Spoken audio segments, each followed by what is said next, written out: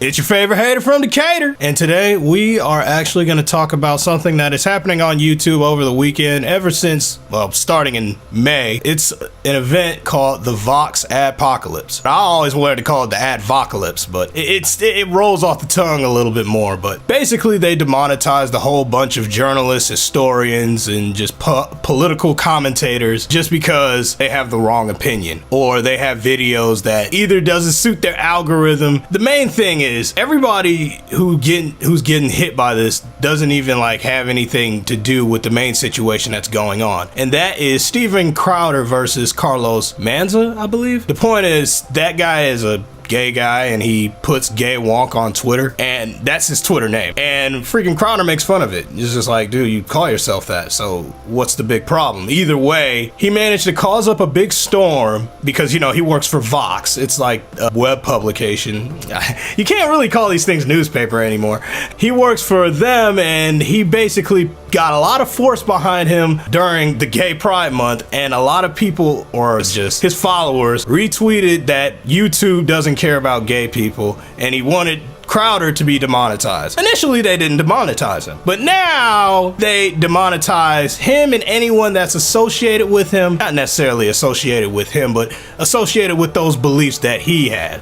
Because now they don't allow borderline content, even though he was just a comedian making fun of an actual news publication. It's not fair that he actually got demonetized. I mean, he doesn't really seem to care. Probably because he got Patreon and he got his little mug club or whatever. That's what he does. He sells mugs and he makes jokes. It doesn't make sense that he would actually get demonetized, and so would a lot of other people would get demonetized. Even some of Carlos Manza's friends, they got demonetized too, and they were pissed at him on Twitter. It just goes to show, though, that really just the media wants to take out its enemies, and it's using people to do so. And that's why I don't know why Carlos is so proud of what he's doing, because you're being used and manipulated by the media. But maybe it's because of your job and that's where you work. Either way, I don't think it's not something that I would like to see, but at the same time, though, it just goes to show that the media isn't really censoring us. It's the companies that own it. And about 10 years ago, I made a video talking about how the government wants to censor media, but it seems like the government and the media are in cahoots now. And I know a lot of people will say it's the leftist media because, oh, YouTube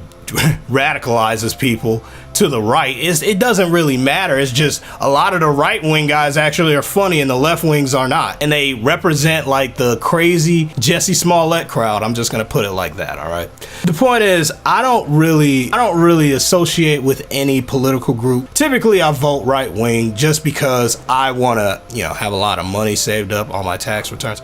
The point is, monetary reasons aside, I don't try to associate with any political group. I think it's wrong when you demonetize people because of their political affiliation, and it doesn't really make a lot of sense, because if you don't have two different voices, which is the Democratic donkeys and the Republican elephants, if you don't have two voices speaking and you just got one that's louder than the other, you're always going to listen to that louder side than the other side that's being suppressed. And that's something that I don't like seeing. It's not that they're really censoring us now, they're suppressing YouTubers, political commentators, just because they don't have the right opinion or the left opinion. You guys, I really want to know what you guys think of this whole situation. The Vox Apocalypse is something that's really, really dangerous, but I can't imagine them doing more. But Vox and a lot of creators on their side is asking for more creators to be demonetized. So it's a big scary world out there now. It's like, at first we just had to worry about internet trolls, and yeah, some asshole who wants to come in and use a law to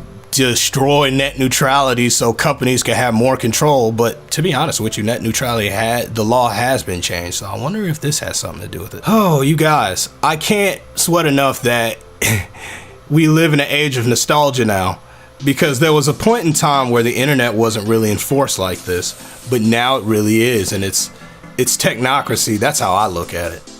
But I want to know what you guys think. I just wanted to come on here and talk about something that's more adult related, but oh man, I gotta just get back to just doing reviews, you guys. It's like, it was just simple and fun, so I just wanted to come in and say, hey, so leave a comment and I'll see you guys on the next one.